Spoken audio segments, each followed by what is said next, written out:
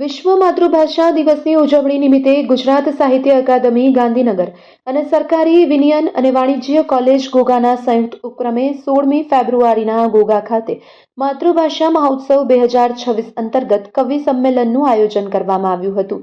આ કાર્યક્રમમાં મોટી સંખ્યામાં વિદ્યાર્થીઓ અને સાહિત્ય રસિકોએ ઉપસ્થિતિ નોંધાવી હતી। આ કાર્યક્રમના પ્રારંભે ગુજરાત સાહિત્ય અકાદમીના અધ્યક્ષ ભાગ્યેશ ઝાએ પ્રેરણાદાયક સંદેશ પાઠવી માતૃભાષાની અસીમ શક્તિ અને ગુજરાતી ભાષાના સંવર્ધનની આવશ્યકતા પર ભાર મૂક્યો હતો। તેમણે ભાષા માત્ર અભિવ્યક્તિનું સાધન નહીં પરંતુ સંસ્કૃતિ અને ઓળખનો આધારસ્તંભ હોવાનું જણાવ્યું હતું। કોલેજના આચાર્યએ સ્વાગત પ્રવચનમાં કાર્યક્રમની પૃષ્ઠભૂમિ રજૂ કરી ઉપસ્થિત મહાનુભાવોને આવકાર્યા હતા। કવિ સંમેલનમાં કવિશ્રી આશિષ મકવાણા, કવિશ્રી યોગેશ પંડ્યા અને કવિશ્રી જયેશ ભટ્ટે માતૃભાષા, સંસ્કૃતિ અને માનવીય મૂલ્યો આધારિત રચનાઓનું ભાવપૂર્વક કાવ્ય પઠન કર્યું હતું।